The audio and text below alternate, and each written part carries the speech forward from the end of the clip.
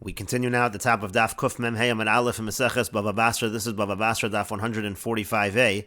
On the previous summit, the Gemara was dealing with a contradiction between our Mishnah and a Brisa. In the Mishnah, it says, let's say a father sends some gifts for a wedding, and he sends it with one particular son. The idea is that that son is going to go, and he's going to rejoice with the groom at the wedding, and he brings these gifts. And that creates an obligation now that when that son gets married, so he gets to receive gifts from that particular groom. It's a reciprocal arrangement. It's considered to be an obligation. And so if the father dies, our Mishnah says that when those gifts are returned, they're returned not just to that particular son, but they're returned to all of the sons because it's considered to be a debt to the father, and it's divided evenly among all of his heirs. And the contradiction was that in the Brisa it says that when the gift is returned, it actually goes to that particular son. And the Gemara now is dealing with Shmuel's answer to that contradiction. Shmuel said that really the reciprocal gift does go to that particular son who rejoiced with the chassan who was sent by the father. However, in our Mishnah where it says that the reciprocal gift is divided among all of the heirs, that's talking about a situation where that particular son that was sent, he actually died, and now there was a yavam that took his place. There was a situation of yibum over here, and the halach is that a yavam does not take roi like muhsuk. This is something that the person is not in possession of, rather it's just a debt that is owed to the father, and that's why it's divided among all of the brothers in our Mishnah. That's what Shmuel said. But the Gemara says, according to that, it sounds like if the son dies, there still is an obligation upon this groom to reciprocate the gift. But why should he have to reciprocate the gift? Don't we find the halacha by Kiddushin? Let's say you have a situation where the husband dies during the period of Erusin, during the period of betrothal, so the halacha is that the wife does not need to return the money of the Kiddushin, because she can say, if my husband was here, so then I would continue, I'd be willing to go through with the marriage, so I don't need to return anything. As the Gemara now says, Tanuli Bali, V'asmach imo, she can make the claim, give me my husband, and I'll rejoice with him. As the Rashbam says, Tanuli Bali, Kolomar ani mezumenes lahashlim tanai kiddushay. I am prepared, she says, to complete the conditions of my Kiddushin. Dahainim nesuin, meaning to say, I am prepared to have a marriage. Ve'en ha'ikov taloi bi, there's nothing, what's holding it back is not from me, and therefore she's allowed to say that. Again, she can say, Tanuli Bali ve'esmach imo, so hachanami. So over here also, Nema, let the groom say, Tanuli shushvini ve'esmach imo, give me my groomsman, and I'll rejoice with him. In other words, I was prepared to reciprocate and give a gift, but the person has died, and so therefore there should be no obligation whatsoever to give a gift. How can you say that the explanation of our Mishnah is that he gives the gift and it's distributed evenly among the heirs? He should not have to give a gift at all.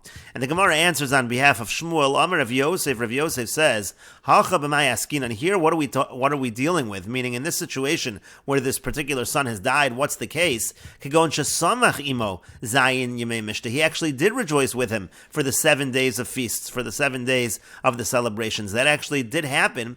V'lo hispik leporo ad shemes, but he didn't actually get to pay him. He didn't get to reciprocate until the person died, and so therefore there is an obligation. And again, it's divided among all of the brothers. And the Gemara continues, Lema tanuli bali v'esmach imo tanoihi. Let us say that the idea of tanuli bali v'esmach imo, let's say you have a situation where there's a betrothal, there's an erison, and the husband dies, so the question is, does she need to return the money of the Kiddushin? And so we said that she can say, give me my husband, and I'll rejoice with him. But otherwise, if he's not around, I don't need to return any of that erison money. But let us say that that claim is actually a machlokas tanoim. Tanya, as we learned in a Brisa, as follows, Hamaores eso isha, somebody betroths a woman, Besula gova masayim valmona mona. So the Besula, if she's a virgin, she collects 200 dinar. Let's say he divorces her or he dies. And if she's a widow, she gets a mona, she gets 100 dinar. Mokam shanag v'lahachzer kiddushin machzir. And if it's a place where the custom is to return the money of the kiddushin, then it is returned. Mokam shanag shelo lahachzer kiddushin ein machzir. And if it's a place where the custom is not to return the money of the kiddushin, so it is not returned. Divrei Rabbi Nassan, these are the words of Rabbi Nassan, that's Rabbi Nassan's opinion. Rabbi Yehuda Hanasi Omer, Rabbi Yehuda Hanasi says, Be'emes Amru, in truth they said, Malkam Shanag L'Hachzer Machzir, and in a place where the custom is to return it, they return it. Malkam Shanag Shelo L'Hachzer Ein Machzir, and if the local custom is not to return it, they do not return it. And the Gemara asks on this Brisa, Rabbi Yehuda Hanasi Hainu Tanakama, isn't Rabbi Yehuda Hanasi saying the exact same thing as the Tanakama? He's saying we follow the local custom. And so the Gemara suggests, Elalav, rather is it not, Tanuli Bali Vesmachimo Ika Beinayu, the machlokas between Rabbi Yehuda Hanasi and Rabbi Nassan is whether or not she can claim, give me my husband and I'll rejoice with him, in order to get out of returning the money of Kiddushin. That's actually the machlokas Tanoim in this Brisa. There are words missing in the Brisa, and it should be taught as follows. Hamaris es isha, if a person betroths a woman, besula gova masayim ve'almona mona, a besula is going to collect 200 dinar, a widow is going to collect 100 dinar. Ba'med devarim amurim, and when is this true? Dehadar be'ihu, where he's the one that causes the retraction, meaning to say, again, he dies, or let's say he divorces her. Avol mesa, but if she dies, mokom shenagu lahachzir machzir, and if the local custom is to return the money of kedushin, then it is returned. Mokom shenagu shelo lahachzir ein machzir, and if it's a place where the custom is not to return the money of kedushin, then it is not returned. V'davka shemesahi, and that's only true if she dies. Avol mesu, but let's say he's the one who dies, ein machzir, and so then she doesn't have to return the money of the kedushin. My time, what's the reason? Yecholi shatomar, because she can say, Tenuli bali v'esmachimo, give me my husband and I'll rejoice with him. That is going to be the opinion of Rabbi Nosson. Essentially, she does have such a claim. If he dies, she does not need to return the money of the kedushin, because she can say, Tenuli bali v'esmachimo. V'yasser Rabbi Yehuda Hanasi l'meimar, and according to this understanding of the Brisa, Rabbi Yehuda Hanasi then comes and says, Be'emes amru, that in truth they say, Bein mesu uvein mesahi, whether he's the one that dies, whether she's the one that dies, and if the local custom is to return the money of kedushin, it is returned. It doesn't matter. She cannot claim tenuli bali vesmach imo. Mokam shanagu shelo lahachzir ein machzirin. If the local custom is not to return it, it's not returned. V'lo matziyam, and she's not able to say tenuli bali vesmach imo. Give me my husband, and I will rejoice with him. And the Gemara continues, lo, no, that is not necessarily the interpretation of this brisa. It could be to kuli almi chola shetomar tenuli bali vesmachimo. Everybody agrees that she does have a claim. She can say, give me my husband and I will rejoice with him, meaning in a situation where he dies, she would be able to make that claim in order not to have to return the money of the kedushin. Udemisu kuli alma lo pligi, and if he dies, there would be no machlokas. She would not have to return the money of the kedushin in that case. Ki pligi shamesi, and actually the machlokas tanoim in this brisa is in a situation where she dies. Here they're arguing whether the money of the kedushin is considered to be a sunk cost. Rabbi Nosson holds kedushin lav letibun and nitnu, that the kedushin is not considered to be a sunk cost, and so therefore it is returned. The money of the kedushin is returned. Rabbi Yehuda Hanasi sovereign, Rabbi Yehuda Hanasi, he holds kedushin letibu and nitnu, that the money of kedushin is considered to be a sunk cost, and therefore it does not need to be returned. But the Gemara asks, but Rabbi Yehuda Hanasi said that in a place where the custom is to return the money of the kedushin, it is returned, and now we're saying that according to Rabbi Yehuda Hanasi, it's a sunk cost, and it's something that's never going to be returned. So that doesn't fit with the words of Rabbi Yehuda Hanasi. And the Gemara says, this is what Rabbi Yehuda Hanasi means to say, Visivlonos, let's say there were gifts that were sent to the Kala, so those gifts, Vadai Mokom Shanagul Achzer Machzir, and those certainly in a place where the local custom is to return it, they are returned. In other words, when it comes to the money of the Kiddushin, Rabbi Yehuda Hanasi will say that is not returned, but Sivlonos, those are returned. And the Gemara continues, Vahani Tanoi, and this machlokas Tanoim of whether Kiddushin is Lav Letibu and Nitnu, or whether Kiddushin is Letibu and Nitnu, Kahani Tanoi is the same as the machlokas Tanoim in the following Brisa. The Tanyas we learned in a Brisa, Kitsha Bekikor, let's say he is Mekadesh, a woman with a Kikor, which is a certain amount of silver. We'll see the Rashbam in a moment. So Besula Gova Masayim Val Mona Divrei Rabbi Meir, a Besula, let's say there's a situation again where he divorces her, he dies, so then she collects 200 dinar. If she's an almana, she gets 100 dinar. Those are the words of Rabbi Meir. Rabbi Yehuda says Besula Gova Masayim. Again, if she's a Besula, she gets 200. Ve'almona Mona, if she's a widow, she gets 100. Umachzeres lo es hashar, but she has to return the rest. Meaning, according to Rabbi Yehuda, she has to return that money of the kiddushin, whatever remains from the kikar after she takes her ksuba, she returns the rest according to Rabbi Yehuda. And finally, Rabbi Yossi says Kitsha be'esrim, if he's mekadesh her with 20 shekel, nosin law, he gives to her shloshim chatzoin, he gives to her 30 halves. This will be explained as well. Kitsha be'shloshim, if he's mekadesh her with 30 shekel, nosin law esrim chatzoin, then he gives her 20 halves, and again that will be explained. And the Gemara now says, "B'may askin," and what exactly is the case in this brisa? Ilema shemes. If you're going to say that the brisa is talking about a situation where she dies, so then mi'is laksuba, would she get her ksuba? In that case, it cannot be that we're talking in a situation where she dies, because the brisa says she's collecting 200, she's collecting 100. Clearly, she's collecting her ksuba. V'ela shemesu. So rather, you have to say that the brisa is talking about a situation where he dies. But if it's a situation where he dies, amay machzeres lo es hashar. So why should she have to return the rest? Meaning, Rabbi Yehuda said that machzeres lo es hashar, she has to return the remaining remaining amount of the money of the Kiddushin, why should she have to return it if he died? V'neima tenuli bali v'esmachimo. Why can't she say, give me my husband and I will rejoice with him? I have no obligation to return this money of the Kiddushin. V'ela be'eshes Yisrael shazinsa. So then rather you'll say, we're talking here where she was the wife of a Yisrael, meaning she's the wife of a non-Kohen, and she committed znus, she committed adultery, and therefore she's not able to be esmachimo. She's not able to say that I can rejoice with him because she's actually forbidden to him. Maybe you'll say that's the case, but that can't be either because uvamai. Well, what exactly is the situation? Ibaratzans, if the case is a case of adultery which she did willingly, mi isla ksuba, would she get a ksuba in that case? Again, the Brisa said she does receive her ksuba, so that can't be the situation. Viela ba'onas, rather you'll say it's a situation of rape, but then mishra sharyale, then actually an Eshes Yisrael is permitted in a situation of rape, so that wouldn't help us in this particular case. Viela be'eshes Kohen shenensa. So rather the Gemara says we're talking here where she's the wife of a Kohen and she was raped, and it happens to be over there she is forbidden to her husband since he is a Kohen, and so she cannot make the claim of tenuli bali ve'esmach imo. That's why when he dies, she still has to return the money of the Kiddushin. And so what's the machlokas between Rabbi Meir and Rabbi Yehuda and Rabbi Yossi? They seem to be arguing about returning that money of the Kiddushin, or the Kiddushin l'tibu and nitnu kamiflagi. It's exactly the machlokas we had above. When it comes to the money of the Kiddushin, is that considered to be l'tibu, and is that considered to be a sunk cost or not? Rabbi Meir savar Kiddushin l'tibu and nitnu. Rabbi Meir says the money of Kiddushin is considered to be a sunk cost, and therefore she does not need to return it. For Rabbi Yehuda savar, but Rabbi Yehuda holds lav l'tibu and nitnu. It's not considered to be a sunk cost, and that's why machzeres lo es hashar. That's why she needs to return that money of the Kiddushin. And what about Rabbi Yossi? For Rabbi Yossi mesafkali, Rabbi Yossi is in doubt. Ila tibun nitnu ilo. Is it a situation of a sunk cost or not? And therefore it has to be split. V'hilkach, and therefore a kid should be esrim if he's mekadesher with 20. Nosein la shloshim chatzoin. He gives her 30 halves. That's just the calculation in terms of her returning half of the money of the Kiddushin, as we'll see in the Rashbam. And kid should be shloshim if he's mekadesher with 30. Nosein la esrim chatzoin. So then he gives her 20 halves. And the Rashbam explains, V'hani tanoi de la kamon, ki hani tanoi de la el, these tanoim that are coming up, it's the same machlokas as the tanoim earlier. To pligi b'kiddushin l'tzibu and nitnu, again, there's a machlokas tanoim, whether the money of the kiddushin is a sunk cost. B'kikor, again, the case of the Bryce says he's mekadesher with a kikor, which is a talent of kesef, it's a talent of silver, a certain amount of silver. Hainu chafei money, it's a total of 25 money, which we'll see in a moment the full calculations. Besula gova la kamon mefar shakula, a besula, again, she's going to collect her but this will all be explained.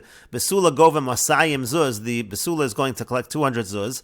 Dahainu shnei monin. 200 zuz is the same as 2 mana, because a mana is 100 zuz. Vahainu chamishim shekel, and that actually is 50 shekel. Kemoar habasulos. That's the amount that a besula takes. Milvad kiddushin titol ksubasa, meaning besides the money of the kiddushin, she's going to be able to collect her ksuba. That's the opinion of Rabbi Meir. Kikar, again, a talent of silver is chafei monim. That's a total of 25 mana. And what is a mana? A mana is chafei shkolim. A mana is 25 shekel. And what's a shekel? A shekel is daled dinar. A shekel is 4 dinar. Dahainu daled zuzim. That's the same as 4 zuz. A dinar and a zuz are the same thing. And so again, that's the opinion of Rabbi Meir in the Brisa. Rabbi Meir says it's a simple situation of collecting her ksuba.